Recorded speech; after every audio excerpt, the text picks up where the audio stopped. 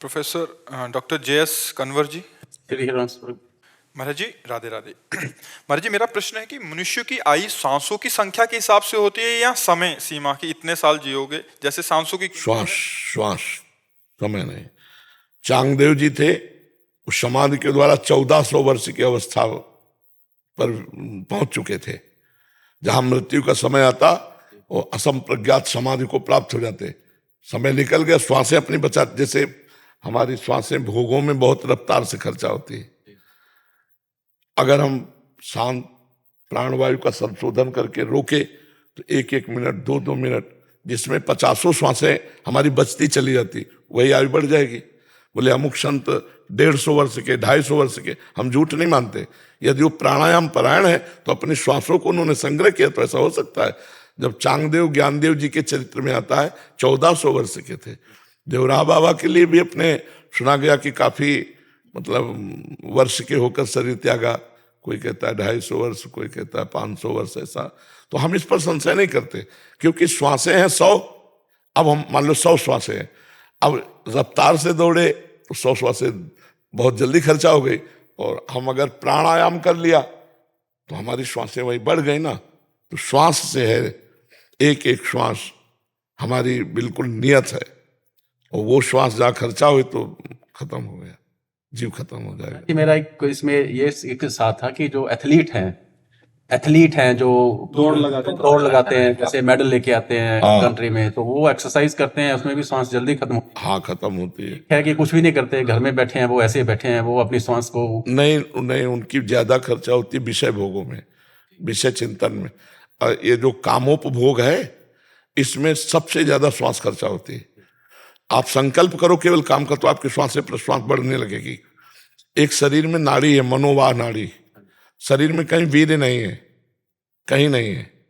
जैसे पित्त की थैली, ऐसी कोई वीर्य की थैली नहीं है। मनोवाह नाड़ी पूरे रक्त का मंथन करके और वीर्य को निकालती है, जैसे दूध का घी होता है। तो जब वो मंथन करती है तब बड़ा बहुत ही रफ्तार से श्वासें, आप कभी अनुभव करना गृहस्थी में, केवल काम भावना से युक्त होने पर आपकी श्वास प्रश्वास की रफ्तार बढ़ने लगेगी, क्योंकि मनोवाह मंथन शुरू कर दिया। और जब आप क्रिया में होंगे तब तो विशेष श्वासों का खर्चा होता है। तो ये हम नहीं अनुमान लगा सकते। हो सकता है वो केवल दौड़ता है, उतनी केवल श्वासें उसकी जा रही और शांत है, लेकिन वो कितनी बार काम वेदना से युक्त हुआ होगा, कितनी बार काम क्रीड़ा की होगी, जिससे उसकी श्वासें बहुत नष्ट हुई हैं। गायत्री जी। महाराज जी आपके चरणों में कोटि कोटि प्रणाम। महाराज जी मैं जो भी कार्य करती हूँ, नौकरी करती हूँ, उसी में डूब जाती हूँ, खो जाती हूँ। नाम जब छूट जाता है, कार्य के छोड़ देने से या समाप्त हो जाने से, नाम जब फिर शुरू होता है, मन फिर शांत और आनंदित होता है, पर मैं किसी भी परिस्थिति में नाम जप नहीं छोड़ना चाहती। महाराज जी इसके लिए मेरा मार्गदर्शन करें कि मैं क्या करूं। अभ्यास जितना हमारा नाम जप का सुदृढ़ होगा, उतना ही जब हम युद्ध करते हुए नाम जप करने की आज्ञा को देखते हैं भगवान की, महामनुष्मर युद्ध से, तो हमें लगता है युद्ध से बढ़कर तो कोई संसार का कार्य भयावह है नहीं। उसमें अपनी गर्दन बचानी, सामने वाले की काटनी है, और उसमें भी भगवान का स्मरण करते रहना। तो हमें लगता है कि हमारा अभ्यास अभी कमजोर है, तो हम उस अभ्यास को पुष्ट करने के लिए 2 कार्य करें। पहला कार्य, जो कार्य हम कर रहे हैं बड़ी एकाग्रता से करें, उस कार्य को भगवान को समर्पित कर दें। 2 घंटे 4 घंटे 8 घंटे जो कार्य में लगे वो भगवत अर्पित कर्म कर दे। दूसरी बात, उस 8 घंटे के कार्य में क्या हमको बिल्कुल 1 मिनट बहिर्मुख नहीं हुए, 1 मिनट हमको उस कार्य से सोचने का अवसर नहीं मिला, लेकिन हमें नाम में सही प्रियता ना होने के कारण हम नाम की जगह और कुछ सोचने में समय लगा दिया। अगर हम 5 मिनट में एक बार राधा नाम बोले तो हम बहुत जल्दी कवर कर लेंगे 24 घंटे को।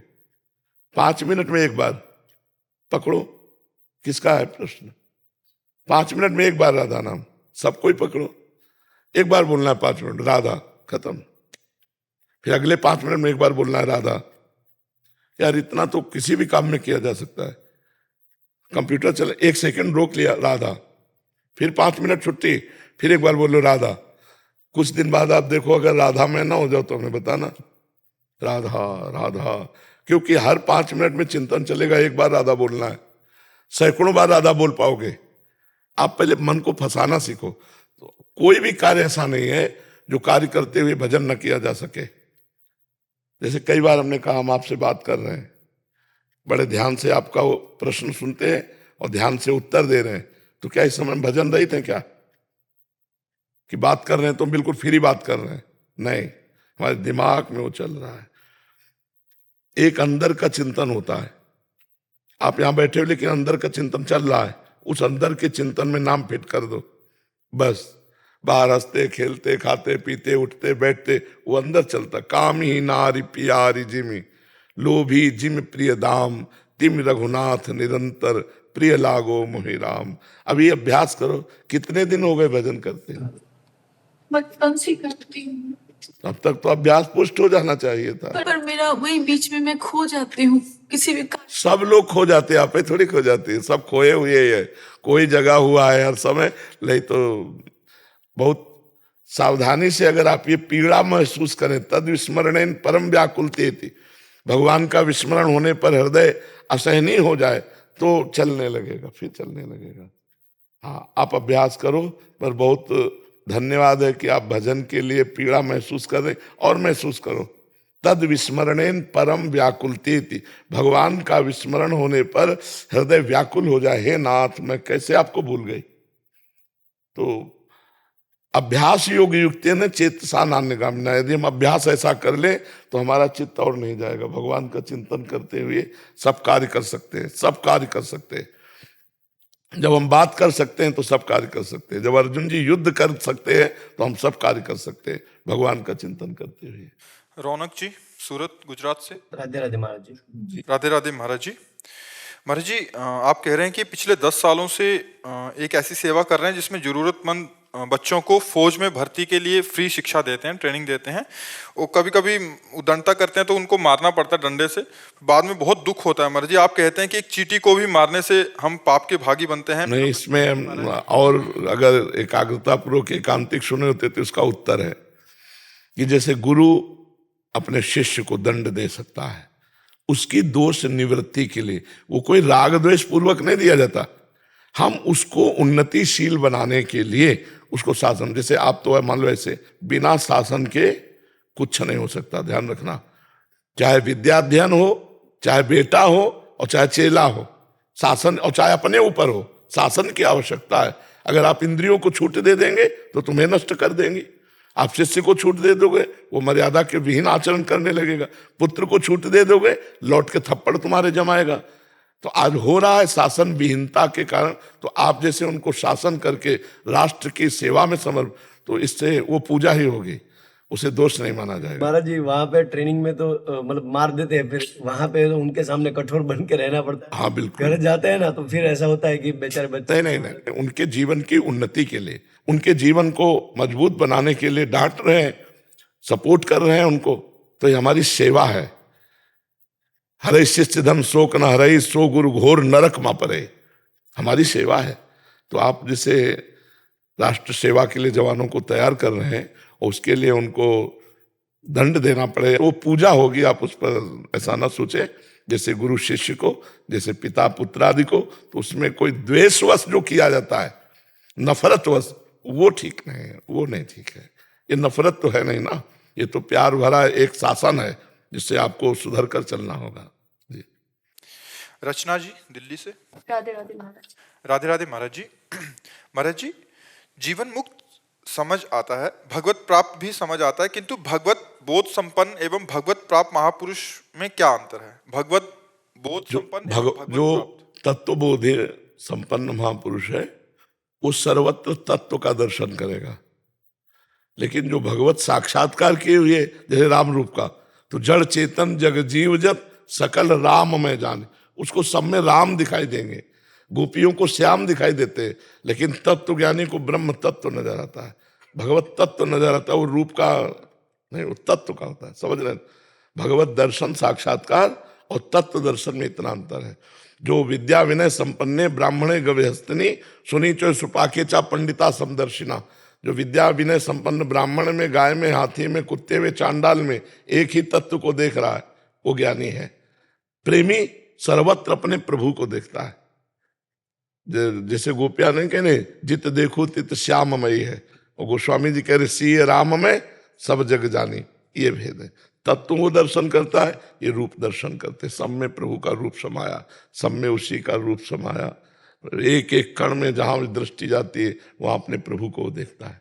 समझ पा रहे हैं आप? हाँ जी, जो भगवत प्राप्त हमें ऐसा लगता था जिनको ऑलरेडी साक्षात्कार हो चुका है प्रभु का साक्षात, और भगवत बोध संपन्न जिनको जैसे हमने कहानियों में या ग्रंथों में पढ़ा है जिसमें ऊपर से प्रकाश या आकाशवाणी हुई।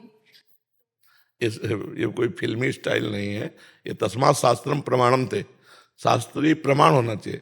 भगवत तत्व दर्शन वेदांत दर्शन के अनुसार होता है, और ये भक्ति के अनुसार भगवत साक्षात्कार होता है।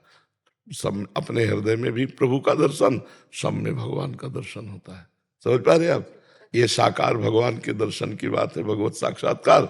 और तत्वबोध वो निराकार तत्व की बात है, वो सर्वत्र व्याप्त है बिजली की तरह। उसका कोई नाम नहीं, कोई रूप नहीं, सर्वत्र एक ही तत्व है, और इनका नाम है और रूप है। बोले मेरे राम जी सब में विराजमान, मेरे श्याम जी सब में विराजमान है, घनश्याम जी सब में विराजमान। समझ रहे ना आप? तत्व वही है, बात एक ही है, लेकिन एक निराकार तत्व का दर्शन सर्वत्र करता है और एक साकार प्रभु का दर्शन करता है। तो उसे कहा गया भगवत साक्षात्कार, उसे कहा गया तत्वबोध। तत्वबोध मोक्ष पदवी, भगवत साक्षात्कार प्रेम पदवी। अपने प्रीतम के रूप में रूप छके घूमत रहे, तन को तनिक न भान, नारायण दृग जल बहे यह प्रेम पहचान। प्रभु की रूप माधुरी चिंतन में, और वो तत्व चिंतन में। सर्वत्र एक ही तत्व है, शांत हो गया। महाराज जी, एक ही महापुरुष को दोनों अनुभव हो सकते हैं? नहीं, एक समय में नहीं हो सकते। अब वो जैसे तत्वबोध हो गया, अब अगर वो चाहे तो वो प्रेम मार्ग में जा सकता है, चाहे, पर चाह मिट्टी तभी तो तत्वबोध हुआ, तो चाह होती नहीं। अब ऐसे स्वाभाविक भगवान कोई रूप का आकर्षण कर दे, जैसे मधुसूदन सरस्वती जी तत्वबोध में स्थित महापुरुष है, और भगवान जी मुरली मनोहर ने अपना रूप दिखाया तो कहने लगे बंसी विभूषित करा नौ नीरदाभात पीताम्बरा दरुड़ बिम्फला दरुष्टात पूर्णेन्द्र सुंदर मुखाद दरविंद नेत्रात कृष्णात परम किमपि तत्व महम न जाने। कृष्ण से भी कोई बढ़कर तत्व है ऐसा मैं नहीं जानता। और पहले तत्वबोध में थे तो तत्व बताया ना कि कृष्ण से बढ़कर कोई तत्व है, मैं ऐसा नहीं जानता। अब उनके चित्त को श्री कृष्ण रूप ने आकर्षित कर लिया। महाराज जी, तत्व का पूरा ज्ञान तो हाँ, पूरा तत्व का ज्ञान तो रहता है। महाराज जी, जैसे आप बनारस में थे तो वहाँ बोध और ज्ञान दोनों हुआ महाराज जी। अब आप ये वाले क्षेत्र में अपने पूर्णता हासिल किए, तो वो अनुभव तो है ही है महाराज जी। हाँ, पर हमें ज्यादा परेशानी इसलिए नहीं पड़ी कि हम भगवान शिव के साकार रूप की भी उपासना में रुचि रखते थे। हम केवल निराकार तत्व में ही नहीं रखते थे, भगवान शंकर के रूप में। तो रूप में आने में हमें ज्यादा परेशानी नहीं पड़ी। नहीं, एकदम शुष्क हृदय होता है, जो ज्ञानी का हृदय होता है उसमें करुणा मैत्री नहीं होती, करुणा और मैत्री नहीं होती। ये उपासना का रंग होता है महाराज। हाँ, क्योंकि करुणा किस पर करे, मैत्री किससे करे? अब जैसा कोई है नहीं तो किससे करुणा मैत्री करे? ये सब वृत्तियां नहीं रहती, ये प्रेमी में रहती, करुणा मैत्री ये सब मिलती है। अद्वैष्टा सर्वभूतानां मैत्रा करुण एवच निर्ममो निरहंकारा सम दुखा सुखा सभी। जो किसी भी प्राणी में कोई दोष दर्शन नहीं करता या सब में एक ही भगवान को देखता है, सबसे मित्रता और करुणा का व्यवहार करता है। मित्रता का व्यवहार करता है पर ममता नहीं है, करुणा का व्यवहार करता है पर अहंकार नहीं है। निर्ममो निरहंकारा, और जो सुख दुख में समान भाव वाला है और क्षमावान है, भगवान कह रहे मुझे बहुत प्रिय है ऐसा महापुरुष।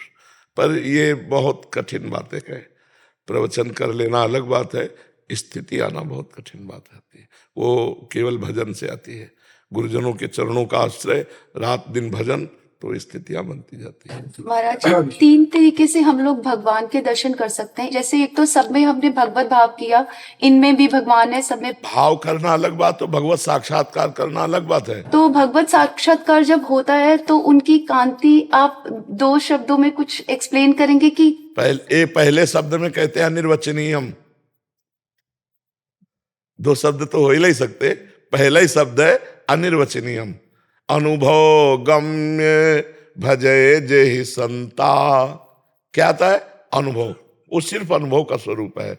जो भी वर्णन किया जाता है वो बाहरी बात होती है। जैसे हमने कहा हमारे प्रभु की नवीन जलधर कांति, तो क्या नवीन मेघ की कांति जो प्राकृतिक बादल है वो चिदानंदमय कांति से जोड़ा जा सकता है क्या? जैसे वर्णन आया राम जी का रूप कैसा, बोले केकी कंठाव नीलम, जैसे मोर के गले की कांति। तो क्या मोर के गले की कांति देख ली तो राम जी की कांति देख ली क्या? नहीं, राम जी का चिदानंद रूप है। चिदानंद में देह तुम्हारी विगत विकार जान अधिकारी, और मोर प्राकृतिक है। तो 13 रूप कहत नहीं आवे, जैसे ही हरिवंश कछुक जस गावे। आपका रूप कहने में नहीं आता, वाणी की सामर्थ्य नहीं कि आपका रूप वर्णन कर सके। फिर भी वाणी को पवित्र करने के लिए प्राकृत शब्दों को जोड़ करके उनके रूप की कल्पना भावना ऐसे की जाती है। बकाया वो अनुभवगम्य है, वाणी की सामर्थ्य नहीं कि बोल सके। बोले कैसे भगवान के नेत्र हैं? कमल दल। तो क्या कमल दल को देख लिया तो भगवान के नेत्र देख लिए। प्रियाजू के नेत्र कैसे हैं? बोले खंजन मीन मृगज मद मेटत कहा कहो नैनन की बातें।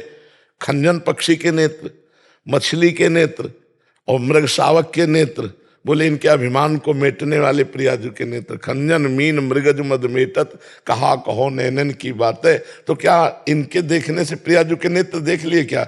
जिन नेत्रों का एक बार भार पड़ा तो लालजू मूर्छित हो जाते हैं, वो नेत्र मृगज मृगशावक या मीन या खंजन उपमा में ही नहीं आते। पर अब करे तो क्या करे? अगर हम कुछ इशारा देना चाहते तो प्राकृतिक ही बात कहनी पड़ेगी, और वो जमती नहीं है। बोले सूर्य का प्रकाश कैसा? तो कागज में हम बना के दिखा दें ऐसा ऐसा, तो आभास तो हमें हो जाएगा, लेकिन सही माने में हम नहीं देख पाएंगे। आभास तो हो जाएगा कि सूर्य ऐसा हो, ऐसी किरणें होंगी। जैसे बिजली है, एक बिजली की कांति अगर हम कागज में उतारे तो आभास तो दिला सकते हैं कि बादल में बिजली ऐसी होती है, लेकिन क्या वो बिजली की कांति वास्तविक आ पाई? क्या नहीं आ पाई ना। तो एक प्राकृतिक बिजली की कांति नहीं आ पाई। और पीता अरुण अनंत तडिल लताभाम, अनंत बिजलियों जैसी कांति प्रियाजू के श्री अंग की कैसे आ पाएगी? हम कह रहे हैं जैसे हम सूर्य को दर्शाना चाहें तो कागज में उसी रंग से रंग कर जैसे सूर्य की कांति, तो हमें आभास हो जाएगा कि सूर्य ऐसा होता है, आभास हो जाएगा। और हम कल्पना कर सकते हैं ना, भावना कर सकते हैं। ऐसे ही जितने चित्र है भगवान की भावना है। भगवान का जो स्वरूप है नेति नेति कह के वेद वर्णन करते हैं। कोई ऐसा है पूरा नहीं कह सकता, वो केवल अनुभवगम्य। और जिनके हृदय में आया तो वो कह रहे हैं कि नैनन के रसना नहीं, नेत्रों ने देखा, पर नेत्रों में अगर वाणी होती तो ज्यों का त्यों बोलना चाहते, और वाणी के नैना नहीं। अब वाणी बोलना चाहती पर देखा नहीं, जो बोला वो देखा नहीं, और जो देखा वो बोला नहीं। तो बड़ा अंतराय इसी में हो गया। और बोले जो हृदय में वो मुख में लाते लाते बिल्कुल अधूरा रह जाता है, कैसे वर्णन करूं? तो अनिर्वचनीय भगवत स्वरूपम, अनिर्वचनीय प्रेम स्वरूपम। जी अभिषेक शर्मा जी हिसार से।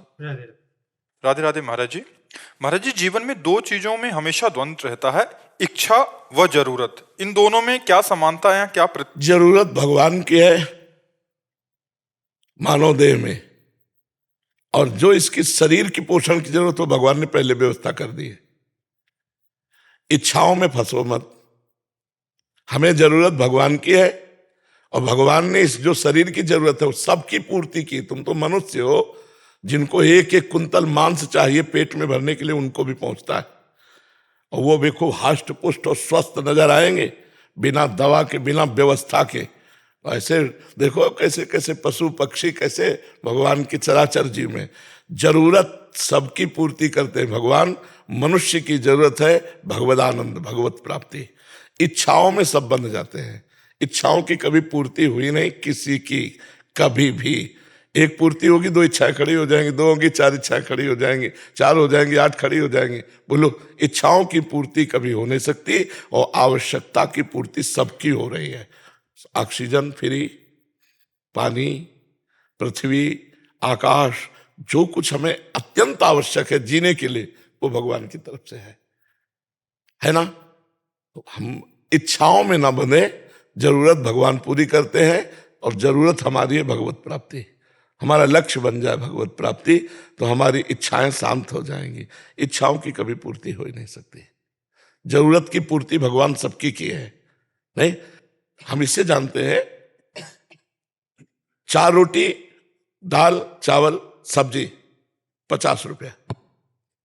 50 रुपया में आपका पेट भर जाएगा? नहीं भर जाएगा। इतने में 50 रुपये में हो जाएगा। 100 रुपये में बहुत अच्छा भोजन हो जाएगा। और होटल में तो ये इच्छाएं हैं, इच्छाओं का अंत नहीं है। और जरूरत की पूर्ति भगवान सबको करते हैं, उसके अनुसार, उसके प्रारब्धानुसार सबकी भगवान पूर्ति करते हैं। और वास्तविक हमारी जरूरत है सुख। देखो, हम सबकी लालसा है ना सुख, ऐसा सुख जिसमें दुख की मिलावट ना हो, वो है भगवान सुख सिंधु। इसीलिए हमने कहा जरूरत है हमें भगवान की, क्योंकि हम सुख चाहते हैं, हम मरना नहीं चाहते हैं, हम सबसे बड़े होना चाहते हैं। यही पहचान है कि हम भगवान को चाहते हैं, सबसे बड़े भगवान, अविनाशी भगवान, सुख सिंधु भगवान, तो हम यही चाहते हैं। तो हमारी जरूरत है भगवान, इच्छाओं की पूर्ति हो नहीं सकती। शरीर की जरूरत है जो, वो भगवान सबको प्रारब्धानुसार दिए हुए हैं। समझ पा रहे आप जी? महाराज जी, नित्य विहार रस में और विधाता जो शब्द वाणियों में आया है, जैसे उठत भोर लालजू के संग में कंचु की कसत राधिका प्यारी, खिसे खिसे परत नील पट सिरते ससे बदनी नव जौवन मारी, मन भावती लाल गिरधरजू की रची विधाता, सुहृत समारी जय श्री भट्ट सुरत रंग भीने। हितु सहचरी विधाता है। सहज और क्या, वहां विधाता का प्रवेश है कि द्रव्य ले ले ले विधाता वा ब्रह्मा नहीं। विधाता माने जो प्रिया लाल के सुख के लिए विधान रचने वाली, वो विधाता सहचरी। वहां और कोई विधाता थोड़ी है। हाँ, विधिना कैसी सवारी, विधना कैसी सवारी, कौन संवारने वाली विधि कौन है? सखिया, सखिया। और कोई विधाता वा प्रवेश ही नहीं है। न देवै ब्रह्माद्य न खलु हरिभक्त न सुहृदा, स्पष्ट है। न देवै न ब्रह्माद्य न खलु हरिभक्त न सुहृदा, दिविर यद्वै राधा मधुपति रहस्यम सुविदितम तयोर दासी भूत्वा तदुपचित केली रसमहो दुरंता प्रत्याशा हर हर दृशुर गोचरितुम। तो वो सखी है, हितु सहचरी है। समझ रहे ना आप? ध्यान दे करके देखना, वो हेतु सहचरी। सहचरी के कई स्वरूप होते हैं। प्रियाजू के हृदय में लालजू की आसक्ति रूप, लालजू के हृदय में प्रियाजू की आसक्ति रूप। सहचरी स्वरूप से शरीर सेवा, भाव स्वरूप से प्रियालाल की आसक्ति सेवा। वो सेवा की सौंध बन जाना। सेवा तो कर ही रही है, सेवा की सौंध स्वयं बनी हुई है, श्रृंगार बनी हुई है। श्रृंगार करने वाली, श्रृंगार का भाव और श्रृंगार की वस्तुएं में। समझ पा रही आप हमारी बात? समझ, इसलिए वो विधाता है। महाराज जी, आपके चरणों में कोटि कोटि प्रणाम। गुरुदेव, पहले मैंने किसी के मार्गदर्शन में रहकर नाम जप करना शुरू किया। मुझे कुछ अनुभव भी हुए, परंतु एक ऐसा अनुभव हुआ जिसे व्यक्त करना मेरी वाणी में सामर्थ्य नहीं है, जिसके कारण मुझे लगभग 1 वर्ष तक समस्या भी रही। इस वजह से मुझे अभी नाम जप से बहुत डर लगता है। नाम जप ऐसा हो नाम जप क्या जो डर पैदा कर दे, ऐसा नाम जप क्या जो समस्या पैदा कर दे। नहीं, गलत हो, सही नहीं हो। नाम जप समस्याओं का नाश करता है, नाम जप निर्भय करता है, निश्चिंत करता है, निशोक करता है। ऐसी कोई अनुभूति नहीं होती। तुम क्या जपोगे? कितने साल के हो? मैं 23 years की। 23 साल। हाँ, इस अवस्था में तो धुआं मचा था मंत्राकार वृत्ति। 13 वर्ष से भगे गुरुजनों के चरणों में रहते। 13 दूनी 26, 28 में तो ऐसा ना किसी को देखना ना सुनना, रात दिन। तो हमको तो और निर्भय होते चले गए हम तो। तुम कहती हो कि साल भर से ऐसा हो गया वैसा। जी, ये कि मैंने जैसे जाप करा हुआ है तो हमेशा कुछ ना कुछ अलग, जैसे स्वप्न भी आते वो बुरे आते, और जो अनुभव होते मतलब वो सब कुछ बुरा ही होता। तो मुझे लगता है सब नहीं, पागल हो। आपने सही ढंग से सुना नहीं है कांतिक। मैं सुना, और मुझे इतना नहीं पता। नहीं सुना भी क्या, जब पता नहीं तो सुना क्या। हम कहते हैं हमारे मन में अनेक जन्मों की गंदी बातें भरी हुई हैं। जब हम नाम जप करते हैं, भजन करते हैं, तो गंदी बातें डिलीट होने के लिए बाहर निकलती है। जैसे हम कोई मैसेज डिलीट करना चाहें तो सामने आता है। तो हमको ये सोचना है कि हमारा नाम जप उन गंदी बातों को डिलीट कर रहा है। वो हमको प्रेरणा नहीं दे रहे, वो आती चली जा रही। चित्रगुप्त के द्वारा हर चित्र सहित गुप्त बात उसमें लिखी हुई है मन में, और वो बिना पूरा निर्मल हुए भगवत साक्षात्कार नहीं होता। निर्मल जन मन सो मैं पावा। तो भगवान का नाम क्या करता है? मन को बिल्कुल साफ करता है। अब उस समय गंदगी निकल, जैसे यहाँ बैठे हो कोई गंदगी नहीं, लेकिन अभी खड़े हो, सोहनी लगाओ तो देखो बाहर गंदगी मिलेगी, पोछा लगाओ तो आपको गंदा मिलेगा। तो अब सोहनी और पोछा लग रहा है, नाम जप, नाम कीर्तन, भगवत चर्चा, तो मन की गंदी बातें निकल रही। ऐसा सोचना चाहिए। आप उल्टा क्यों सोच गए? उल्टा सोच गए। नाम जब फिर से शुरू कर दें महाराज। हाँ, और क्या करना चाहिए? जीवन का लाभ यही नाम जप। आपका सही अनुभव नहीं है। निर्भय, निश्चिंत, निशोक, बेपरवाह, अलबेली मस्ती भगवान के नाम में। अच्छा, अभी एक बार कह दीजिए कि अब ऐसा कभी कुछ नहीं होगा, बस तो फिर मैं जब क्या कहते हैं हम? आप कह दीजिए कि कुछ ऐसा नहीं होगा, कुछ भी ऐसा कुछ नहीं होगा नाम जप की। बस आपके अंदर जब वो बात आवे तो उस बात को समझो कि ये बात निकल रही, आई नहीं है। नहीं आप कहोगे महाराज जी ने ऐसे कहा था फिर भी बात आ रही है, वो तो आएगी, जो उसमें भरी हुई है मन में वो आएगी। अच्छा, जो गंदे स्वप्न है वो हमारे संस्कार है, कोई नए नहीं है। जो हमने जन्म जन्मांतर में गंदगी बटोरी है वही स्वप्न में परोसता रहता है मन, वही सामने रखता रहता है। कभी अच्छा स्वप्न आ गया, कभी बुरा स्वप्न आ गया, कभी बेसिर पैर का स्वप्न आ गया जिसका कोई अस्तित्व तो नहीं है। तो स्वप्न में तो कोई खास बात नहीं है। जागृत में हमारे अंदर जो गंदगी आती है वो मन डिलीट कर रहा है, स्वप्न में अपना बस नहीं है, वो संस्कार वो आता रहेगा। जब हमारा भजन सूक्ष्म शरीर में प्रवेश करेगा तो स्वप्न भी, देखो जैसे अपने लोगों को है ना, तो स्वप्न ही नहीं आते, वो आएंगे तो कभी संत महात्माओं के बीच में है, कभी भागवतिक कोई स्वप्न है, वैसे थोड़े आएंगे कि घर परिवार संसार है ही नहीं तो आएंगे कहाँ से? कोई है नहीं घर परिवार संसार वाला संस्कार, तो आएंगे कहाँ से? तो जो संस्कार हमारे अंदर सूक्ष्म शरीर में है वही स्वप्न में फेंकता है। जब हम नींद में नहीं गए और मन बच गया तो फिर वो संस्कार स्वप्न में फेंकता है। इसलिए नाम जप करो और सब संतों की कृपा रहती है। जो भजन करते हैं ना, सब संतों का आशीर्वाद रहता है। किशोरी लाल सैनी जी जयपुर से। महाराज जी आपके चरणों में कोटि कोटि प्रणाम। महाराज जी, क्या कारण है कि मनुष्य पढ़ा लिखा, समझदार व बुद्धिमान होते हुए भी अपना काम निकालने या पूर्ण होने के बाद कार्य करने वालों को भुला देता है या मुंह फेर लेता है? ऐसा ही भगवान के साथ भी करता है। ये किसका देखकर मन प्रश्न में है? पीड़ा होती है। आपका स्वार्थ की वृत्ति रहती है। स्वार्थ की पूर्णता के बाद ये उपरति दिखाई देती है। जब तक स्वार्थ नहीं बनता तब तक प्रीता है। तो संसार का खेल है, किसी एक व्यक्ति का विषय नहीं है, ये संसार का विषय है। कोई बिरला ही ऐसा होता है जो परमार्थ को समझता हो, नहीं सब स्वार्थ में है। आपसे मित्रता करेंगे, आपसे संबंध बनाएंगे, स्वार्थ की पूर्ति के लिए। संबंध खत्म जहाँ स्वार्थ खत्म, जहाँ स्वार्थ की पूर्ति होना बंद वही सब संबंध बिगड़ जाते। चाहे पति पत्नी को, चाहे माता पिता पुत्र का हो, कोई भी संबंध हो। आप संसार में देखो ना, बूढ़े माता पिता ने जिन्होंने अपना जीवन बच्चे को दे दिया, शरीर का रक्त दूध बना के पिलाया, माँ के ही दूध से तो बच्चा पलता है। अब जब वो वृद्ध, अब जरूरत है उसकी, तो उसको गली के बाहर निकाल देते हैं या मारते हैं या अनाथालय में भेज जाते हैं।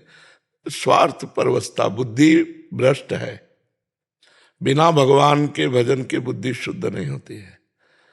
तो संसार के रुपया पैसा स्वार्थ पूर्ति के लिए जहां स्वार्थ में बाधा पड़ी तो जिसे पूज्य माना जाता था उसी को मार देते हैं, जिसे प्राण प्यारा माना जाता था उसी के साथ धोखा कर देते हैं। ये स्वार्थ बुद्धि है।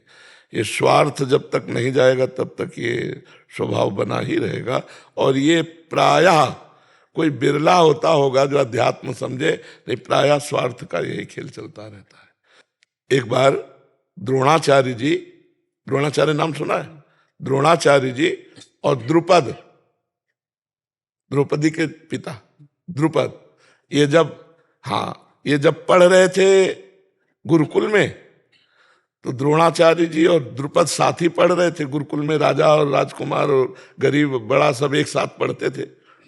तो उन्होंने कहा, सुनो हमारे पिता राजा हैं। द्रुपद ने कहा, और फिर आगे चलकर मैं राजा बनूंगा, जब मैं राजा बनूंगा ना तो तुम्हारे पिता क्या है? तो उन्होंने कहा, हमारे पिता तो ऋषि हैं, मैं तो अकिंचन ऋषि का पुत्र हूं, तो ऋषि ही रहूंगा। तो बोले, जब तुम्हें आवश्यकता हो तो मेरे पास आ जाना। तो उनका दोस्त हो, मित्र हो, ऐसा कहना उचित है, लेकिन क्या तुम याद रखोगे उस समय? तुमका अवश्य अवश्य। तो जब कृपी के साथ विवाह हुआ द्रोणाचार्य जी का और अश्वस्थामा प्रकट हुआ, तब उनको आवश्यकता लगी कि पुत्र की सेवा के लिए, जैसे गऊ है, थोड़ा धन है, ऐश्वर्य है, तो पहले ऋषियों के पास तो कंदमूल फल जंगल में रहना, और धनुर्विद्या के पारंगत प्रवीण द्रोणाचार्य जी थे। तो ये द्रुपद के यहाँ गए, तो द्रुपद से सूचना हुई, नए राजा बने थे, सूचना, उनके पिताजी पधार गए, तो सूचना हुई कि कोई ऋषि आया है। तो उन्होंने कहा कि क्या याचना कर रहा है? बोले वो कह रहा है महाराज द्रुपद हमारे मित्र, मैं मिलना चाहता हूं। तो जब सामने आया तो पहचान गए द्रोणाचार्य, पर मृग चर्म लगा हुआ है और कहाँ वो राजा के पद में। तो उनका दोस्त पहचाना, बोले तुम्हें शर्म नहीं आती दोस्त कहते हुए?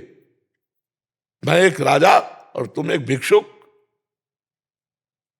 नहीं, हम तुम गुरुकुल में पढ़े, शायद आपको ध्यान। बोले मैं पता हूं, गुरुकुल में बच्चे रूप में हम पढ़े हैं, लेकिन इस समय मैं राजा हूं। तो उनका हमारी दोस्ती स्वीकार नहीं की तुमने? बोले दोस्ती हो ही नहीं सकती, एक निर्धन गरीब से और एक राजा से दोस्ती कैसे हो सकती? तो उनका मैं ऐसा निर्धन नहीं हूं, मैं धनुर्विद्या का सबसे बड़ा धनी हूं, और यही प्रश्न तुमसे करूंगा। फिर पांडवों को शिक्षा दी धनुर्वेद की, और गुरुदक्षिणा मांगा कि द्रुपद को बंदी बना के लाओ। तो अर्जुन ने द्रुपद को बंदी बना के चरणों में डाला, कहा दोस्त आप स्वीकार करते हो? क्योंकि तुम चरणों में पड़े हो हमारे, और पूरा द्रुपद राज्य मेरे अधीन है, क्योंकि जो विजयी हो वही राजा। अब बोलो,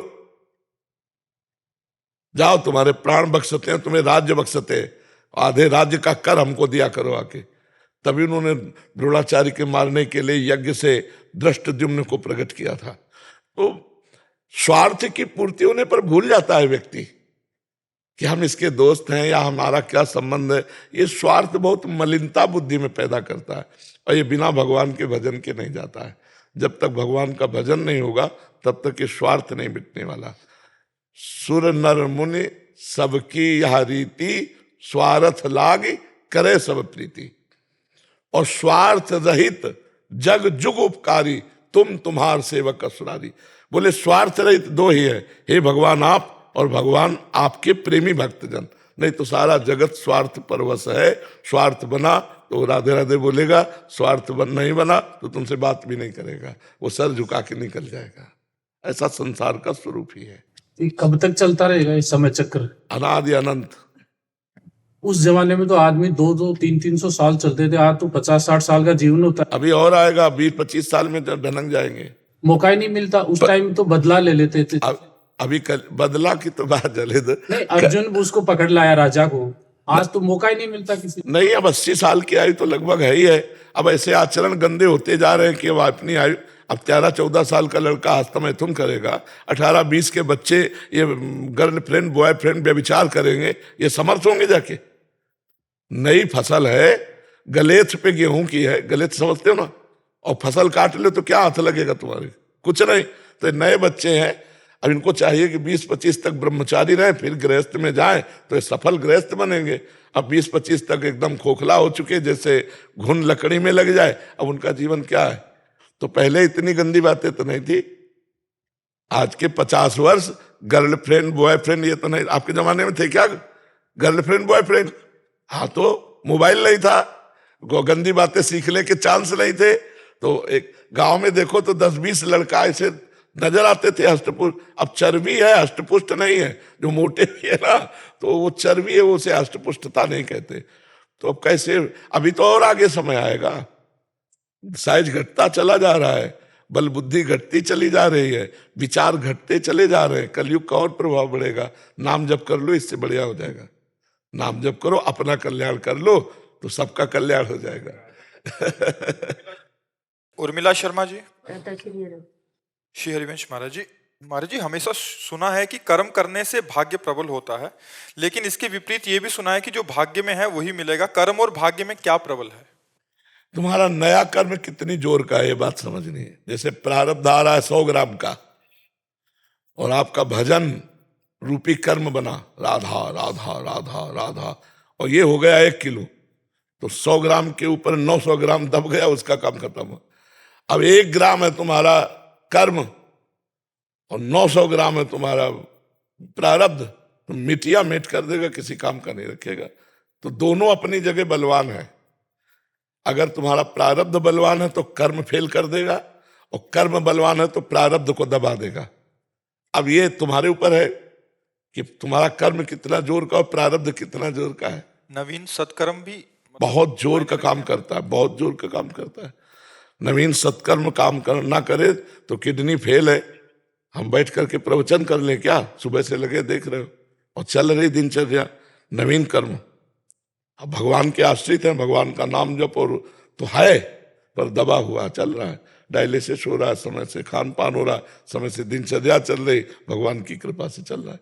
तो प्रारब्ध तो बड़ा भयंकर है, लेकिन पुरुषार्थ भजन उससे भयंकर है, तो दबा बैठा है। अगर पुरुषार्थ डाउन हो जाए तो अभी मार दे, अभी व्हील चेयर पे आ जाए, अभी चलने लगे। पुरुषार्थ अगर आपका प्रबल है, कर्म जो इस समय का है, वो प्रारब्ध, दोनों का निर्णय नहीं किया जा सकता कि कौन बलवान है। समय पर अगर आपका प्रारब्ध जोरदार है तो क्रिमाण जो कमजोर है उसको नष्ट कर देगा, और क्रिमाण जोरदार है तो प्रारब्ध को गिरा देगा। अब ये विपक्ष में कौन जोरदार है देखना पड़ेगा ना। अतुल पांडे जी।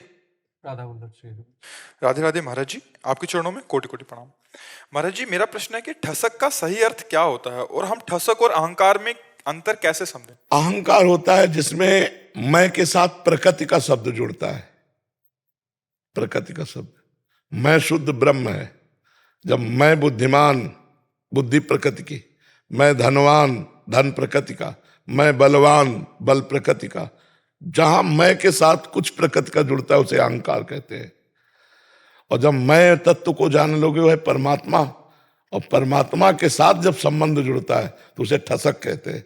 जैसे हम श्यामा श्याम के दास, हम श्यामा श्याम की सहचरी, हम श्यामा, हमारे माई श्यामा जी को राज, ये ठसक है भागवती, इसे अहंकार नहीं कहते। गुरुदेव प्रभु, तो जब बाहर बात किसी से करें या किसी संगत में रहें या आचार विचार व्यवहार में, वहां पे कैसे, जैसे हम अपने आप को ठसक और फिर जैसे लगता है नहीं, वो तो अंदर का विषय, सबको थोड़ी बताना है, वो तो अपनी ठसक में रहना है।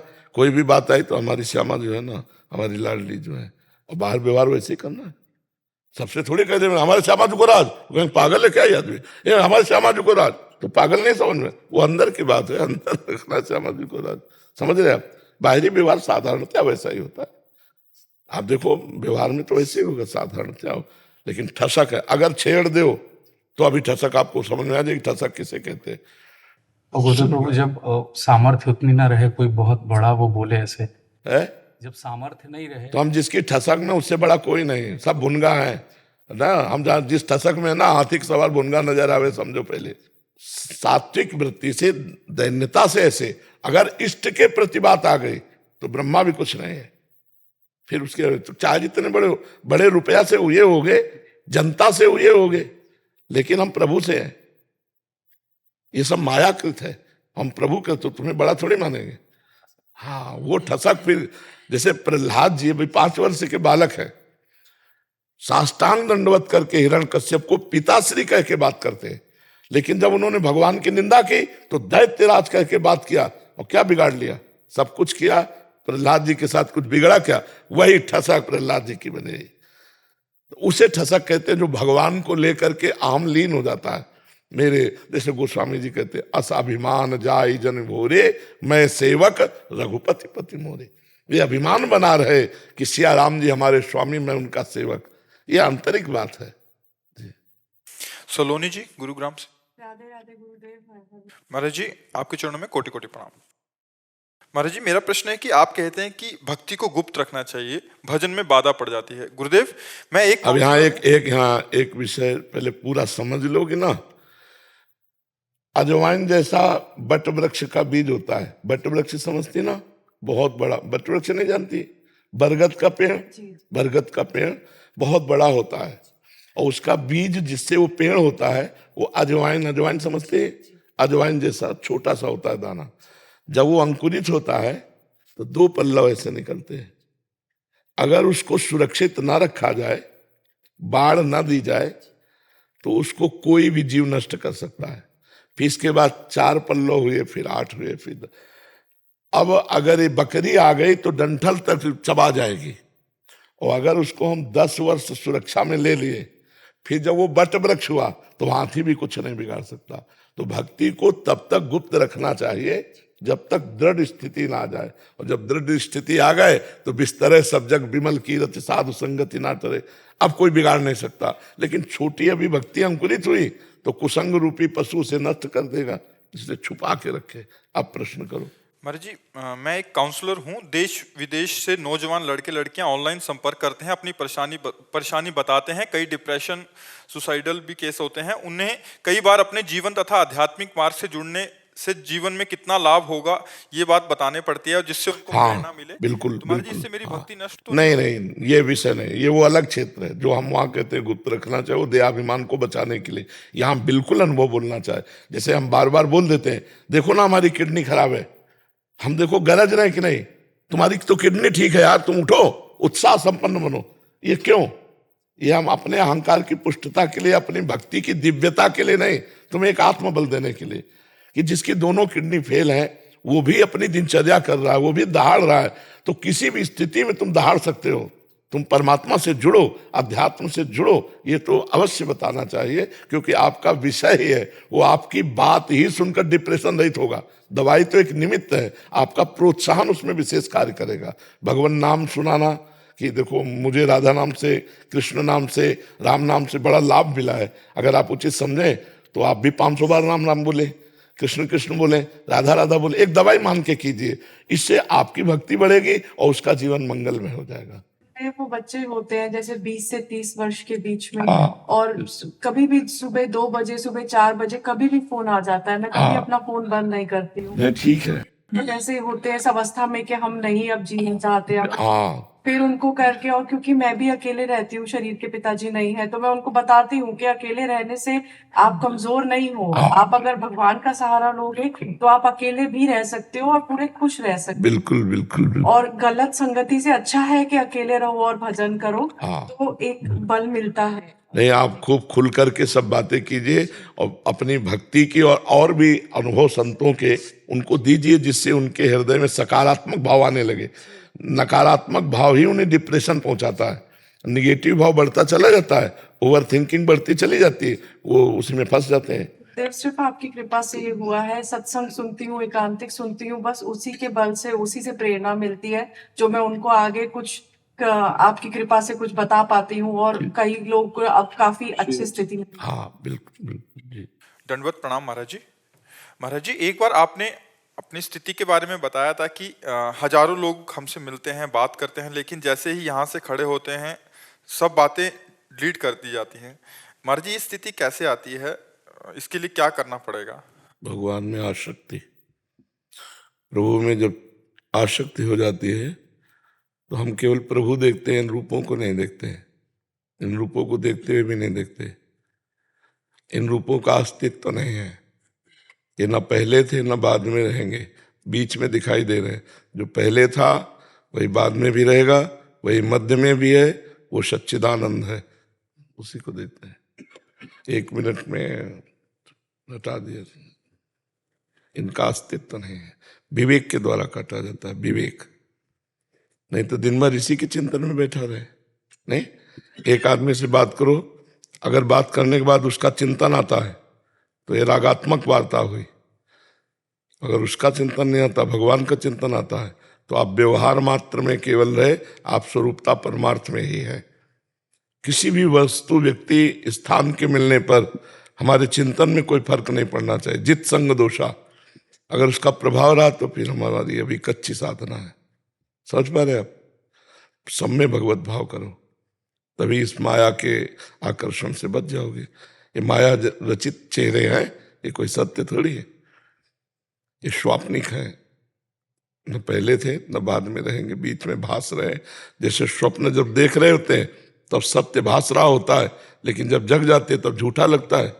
जगने के पहले भी झूठा था, जगने के बाद भी झूठा था, तो बीच में भी तो झूठा है। नहीं, जैसे स्वप्न तो उमा कहो मैं अनुभव अपना, सत हरि भजन जगत सब सपना। हमारा जब तक भगवत चरणारविंद में तन्मया स्थिति नहीं आएगी, आसक्ति नहीं आएगी, तब तक ये कला नहीं प्राप्त होगी। अरसते जाएंगे। वस्तु मिली तो उसका चिंतन होने लगा, व्यक्ति मिला तो उसका चिंतन हो, तो फिर अनन्य चिंतन तो माम कहाँ रहा। समझ रहे आप? हाँ, धन्यवाद। राधे श्याम, राधे श्याम, राधे श्याम, राधे श्याम। बहुत एक हमारी आपके से मिलने की, समागम की बहुत हार्दिक अभिलाषा थी। जी, आपके वचन हम देखते रहते हैं, श्रवण करते रहते हैं। हम अहिंसा यात्रा भारत से नेपाल की तरफ है हमारी, जी, पैदल यात्रा है। जी जी। संत जन अपने चरणों से विश्व को पावन करते हुए विचरण करते रहते हैं। जो सदैव सत चिंतन में रहते हैं उनके चरण स्पर्श मात्र से तीर्थों को तीर्थत्व प्राप्त होता है। तीर्थी कुर्वन्ति तीर्थानि। जो अपने हृदय में सच्चिदानंद तत्व का चिंतन करते हैं और वो जो दूसरों को कष्ट ना हो ऐसी भावना से युक्त है, वो जहाँ चरण रखते हैं वो स्थान तीर्थ हो जाता है। तीर्थी कुर्वन्ति तीर्थानि। वो जगत को पावन करने के लिए भ्रमण करते हैं। संत महात्मा, महर्षि जन, ऋषि जन, मुनि जन ये जगत को पावन करने के लिए विचरण करते हैं। उनका स्वरूप ही होता है जगत मंगलमय। वो किसी से भिक्षा स्वीकार करते हैं, उसके पाप भस्म कर देते हैं। किसी को उपदेश देते हैं, उसको उत्थान कर देते हैं अध्यात्म की तरफ। किसी को देख लेते हैं तो उनकी दृष्टि से पावन हो जाता है। किसी को छू लेते हैं, वो जगत मंगल स्वरूप होते हैं। इसलिए आपका ये जो व्रत है ये वंदनीय है, जगत मंगल के लिए है। आप अपने खूब गुरु चरणों का आश्रय लेकर जगत मंगल की भावना से विचरण कीजिए। बहुत सुंदर, आप बहुत बहुत सुंदर, बहुत सुंदर, अति सुंदर। आपको क्या सेवा हम कर सकते हैं? सफेद वस्त्र है, लोई, वो दे सकते हैं? आपके आशीर्वाद है, आपके मंगल भावना है, साथ में है, कोई आवश्यकता नहीं। हम भी आपके लिए छोटा सा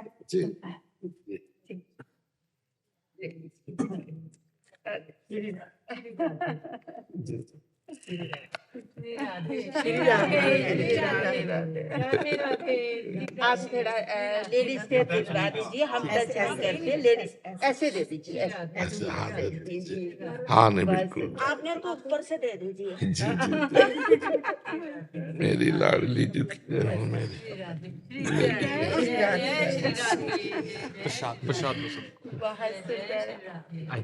आप सबका कल्याण कर रहे हैं। हम सब एक दूसरे के लिए मंगल की भावना कर रहे हैं। बहुत सुंदर, बहुत अच्छा। बाबा आपको सबसे एक समान व्यवहार क्यों रे भाई? हमारी मम्मी ने कही कोई भी आया है सबसे एक समान।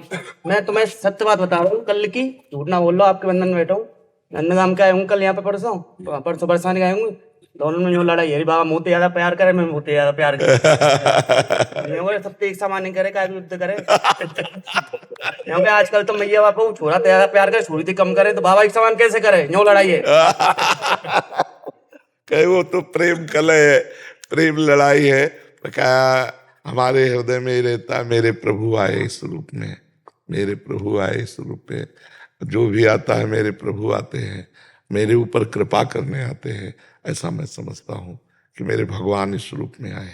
इसीलिए हम कह तो नहीं पाते, पर हृदय से हम प्यार देते हैं तो उनके हृदय में लगता है, क्योंकि सबके हृदय में भगवान बैठे हैं ना, हम उन्हीं से प्यार करते हैं कि इस रूप में भगवान आए, इस रूप में मेरे भगवान। पता नहीं किस रूप में आके नारायण मिल जाए। अब न्यू लड़ाई यही तो उन्होंने पुरुष करते हुए बाबा हाथा पाई यही आती बनी, सब इनके एक समान ही प्यार करे बाबा।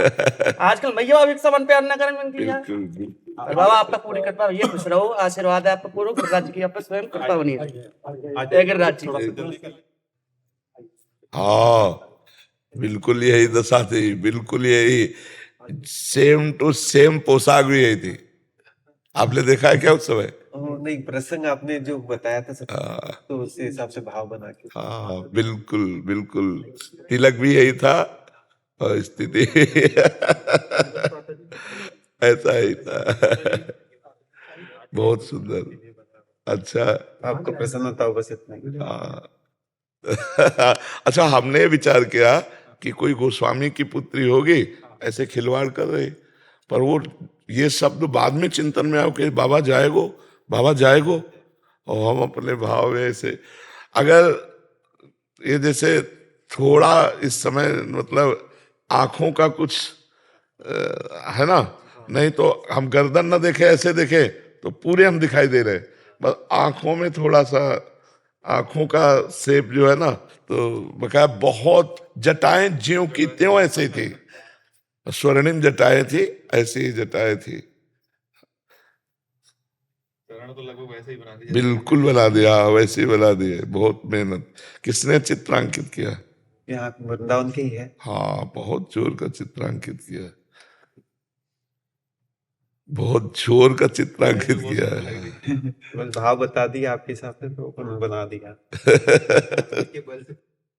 मन बहुत उद्दंड हो चुका है, आपको कुछ अनुग्रह कीजिए कि ऐसी सजा दीजिए कठोर की तन्मय हो जाओ श्री जी, ऐसे कुछ आपने उसके लिए अभ्यास करना होगा। देखो, कृपा गुरु की है, इष्ट की है, लेकिन हमको कृपा पात्र बनना होगा। मन क्रम वचन छाण चतुराई, तो भजत कृपा कर है रघुराई। हम मन वचन कर्म से लगे भजन में, कृपा तो अपने आप हमारे ऊपर बरस रही। हम प्रमाद ना करें, हर समय नाम जप करते रहे, और जब कुछ ना हो तो सोच लो मैं श्री जी का हूं, मैं उनके भरोसे हूं, अब मेरा पतन नहीं हो सकता। ठीक है, श्री जी का आश्रय अगर समझ पा रहे हो तो आश्रय से कल्याण होता है। हम लोग तो मेढकों की तरह छलांग मन लगाता रहता, कभी इधर कभी इधर, इससे भरोसा नहीं, भरोसा है श्री जी की कृपा का, और उनकी कृपा से निश्चित हमें भगवत प्राप्ति होगी। समझिए, मैं एक आश्रम में रहता हूँ,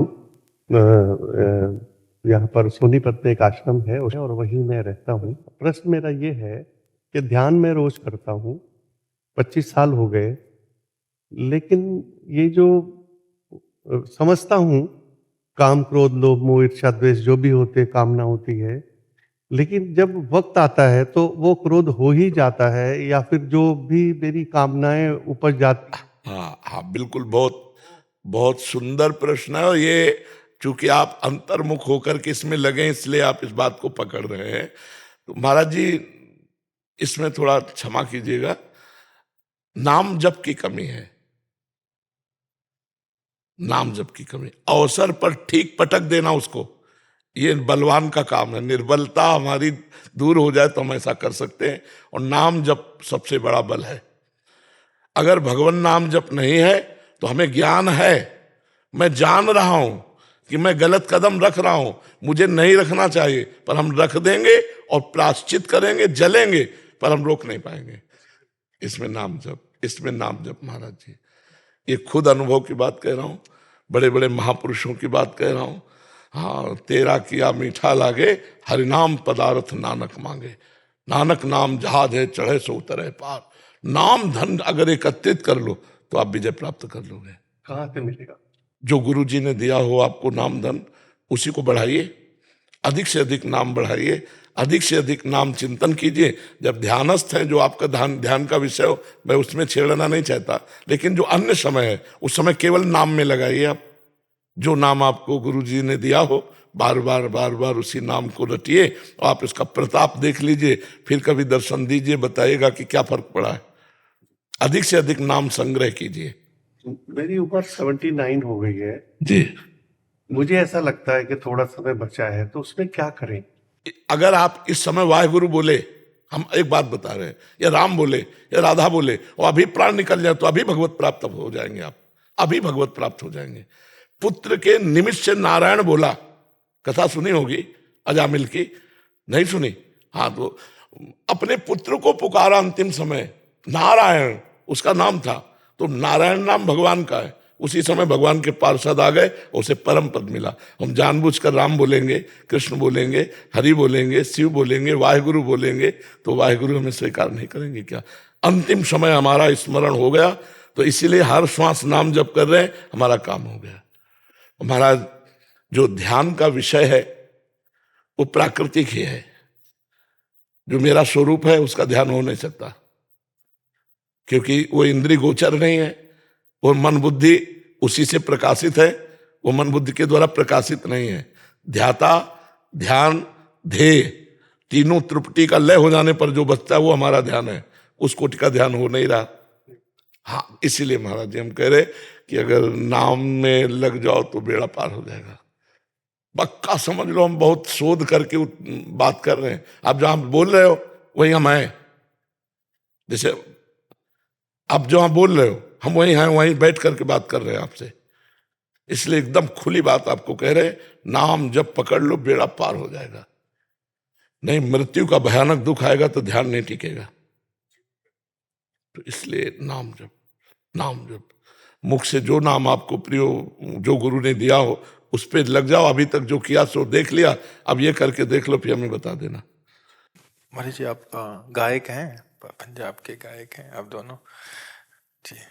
आप सके एक बार पीछे भी आए थे।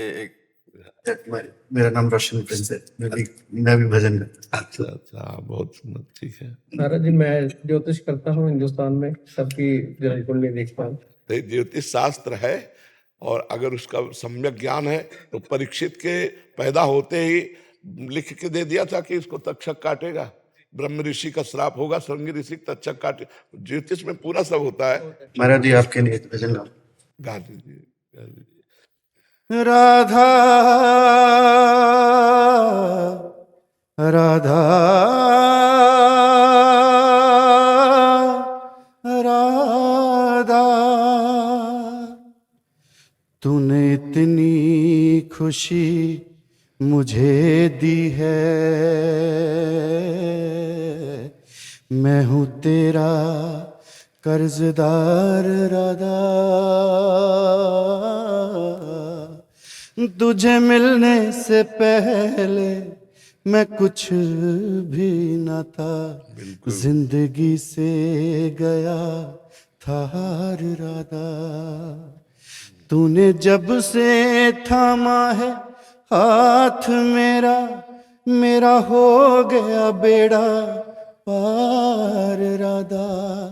रही देखती ये दुनिया वो क्या जाने, मेरी कश्ती की तू पतवार राधा। मेरी उम्मीद से बढ़कर कही हर बात से ज्यादा, मेरी उम्मीद से बढ़कर कही हर बात से ज्यादा, श्री राधा ने दिया मुझको मेरी औकात से ज्यादा, मेरी उम्मीद से बढ़कर कही हर बात से ज्यादा। हाँ, जब तक उनसे नहीं जुड़े तब तक हमारा जीवन क्या, और जब उनसे जुड़ गए तो जीवन क्या, दोनों बातें देखने में है ना। महाराज मैंने बहुत फिल्में, बहुत गाने वाने गाए हैं, जो आनंद अब भजन गा के आ रहा है ना। हाँ, प्रभु से जुड़ के बहुत बहुत। जय जय श्री राधे। राधे किशोरी दया करो, राधे किशोरी दया करो, श्यामा लाडली दया करो, श्यामा लाडली दया करो, राधे किशोरी दया करो, राधे किशोरी दया करो। हम सब तेरे द्वार पे आए, हम सब तेरे द्वार पे आए, नजर दया की तनिक धरो, दया की दृष्टि तनिक धरो, राधे किशोरी दया करो, राधे किशोरी दया करो। जय जय श्री। अच्छा, कमलजीत जी दिल्ली से।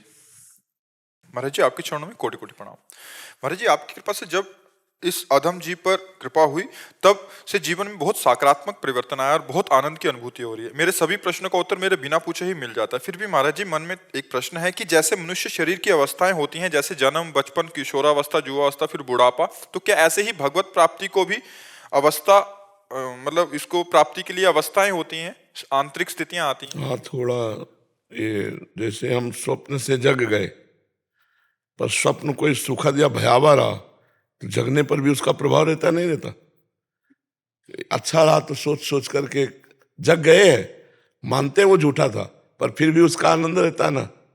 ऐसे ही व्याकुलता पूर्वक भगवत मार्ग में साधक चला, तत्वबोध भी हुआ, पर जब तक उसका अंतराय नहीं होगा, जैसे स्वप्न देखे हुए 4 घंटे हो गए तो वो फीका होने लगा, लेकिन तत्काल उसका जग तो गया, पर तत्काल प्रभाव रहता है। ऐसे ही जग तो गया, तत्वबोध तो हो गया, पर उसे अभ्यासरत रहना पड़ेगा, नहीं तो ये सांसारिक स्वाप्निक उसे आकर्षित करता रहेगा। भ्रष्ट तो नहीं कर सकता, आकर्षित करता रहेगा। एक स्थिति आती जहां आकर्षण भी खत्म हो जाता है, एक स्थिति आती जहां द्वैत ही खत्म हो जाता है। माया ब्रह्म का भेद करके जो जानना चाहते थे, जब जान गए तो सर्वम खलमिदम ब्रह्म, माया नाम की चीज ही नहीं है, सब परमात्मा स्वरूप है, सब भगवत स्वरूप है। किसी अपराध से इस अवस्था से नीचे भी आया जा सकता है? हाँ, अगर वैष्णव अपराध गुरु अवज्ञा हो जाए तो पर्दा लग जाएगा, जब वो अपराध हट जाएगा तो वहीं से फिर खुल जाएगा। या कहीं विशेष आसक्ति हो गई, जैसे भरत जी की आसक्ति हिरण में हुई, अगला जन्म हिरण का हुआ, पर डट के भजन हुआ तो अगला जन्म बोध संपन्न महापुरुष, जो ब्रह्म बोध संपन्न महापुरुष, ऐसा जन्म हुआ। तो पर्दा लग सकता है, लग सकता है। जय विजय को आना पड़ा ना बैकुंठ से नीचे, हाँ, सनकादि के अपराध से जय विजय को आना पड़ा 3 जन्म के लिए बैकुंठ से नीचे। और किस स्थिति से वापस नहीं आया जा सकता, वो क्या स्थिति है महाराज जी? केवल प्रिया प्रीतम रह जाए, भगवान के स्वरूप को प्राप्त हो जाना। अच्छा, भगवान के स्वरूप, हाँ, भगवत स्वरूप, अभेद स्थिति हो गई, अब उसमें नहीं है, अब उसमें नहीं है। जैसे कहीं प्रमाण नहीं मिला होगा कि सहचरियां वापस आई, वो भूतल पर अपने रस को देने भले आए, ऐसा नहीं है। कहीं कहीं प्रमाण नहीं मिलेगा कि कोई गोपी वापस आए, कोई भगवान का सखा वापस आया किसी अपराध के कारण, भगवान का दास वापस आया अपराध के कारण, ऐसा नहीं।